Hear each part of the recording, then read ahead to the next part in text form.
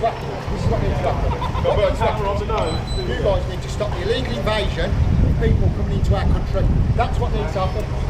Listen, what needs to happen? This is what needs to happen in the country. The illegal invasion of... No, what needs to happen? He's stuck in a bucket. Listen, this is the problem here. The problem is, give us the keys to our vehicle.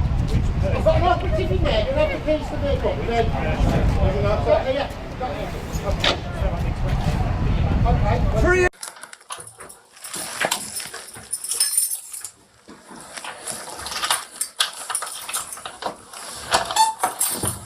Please. Give me hands. Hands. Please. Give me hands.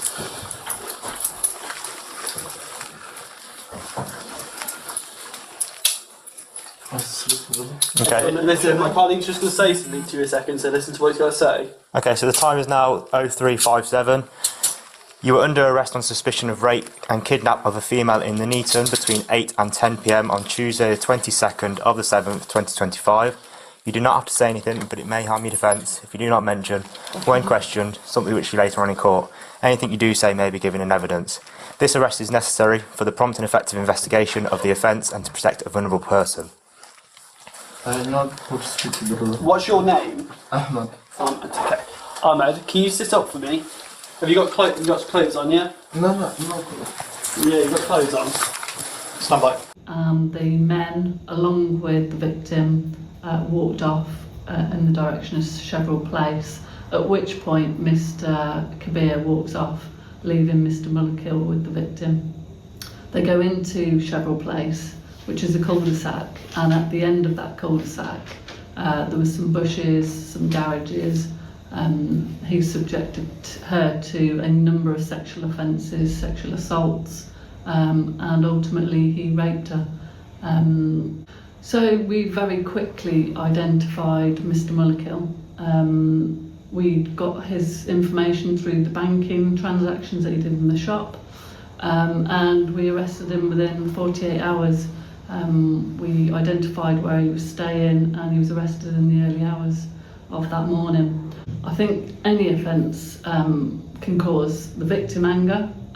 This particular offence, where you've got a stranger attack of a child, it's always going to be highly emotive, and you know, we don't bring our personal feelings and judgments into it. But you know, I think the victim's done extremely well and been extremely brave in coming forward, and it just demonstrates that it doesn't matter about nationality and ethnicity. We deal with people robustly, and we get results very quickly.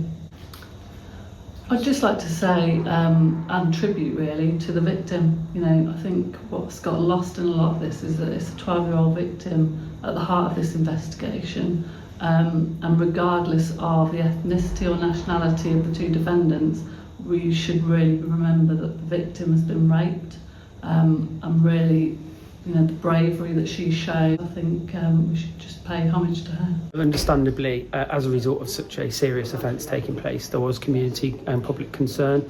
As a result of that, we did a lot of work within our communities to engage and communicate with them. That was a vast number of different things, such as increased foot patrols within our local areas. And we did a number of drop-in sessions, we did some street surveys, and we continue to run our community engagement events, which we do on a daily, weekly, monthly basis, to start to hear the voice of the communities, to understand how this has impacted them and what they want from their police force. As a result of this incident, and at the time when we did release our communications, there was no guidance around whether we should or shouldn't release the details around it, certain details around offenders.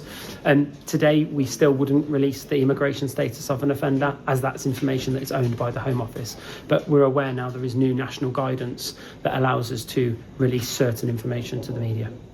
At no point have we tried to mislead the community, because that would be the last thing we'd ever want to do. I think Warwickshire Police try to engage with our communities as openly and honestly as we possibly can, and that's really important for a force the size of Warwickshire, because our communities mean everything to us. We engaged to make sure that the community of Nuneaton Town Centre was also safe, and the traders and our communities that were passing through the town centre were also feeling safe.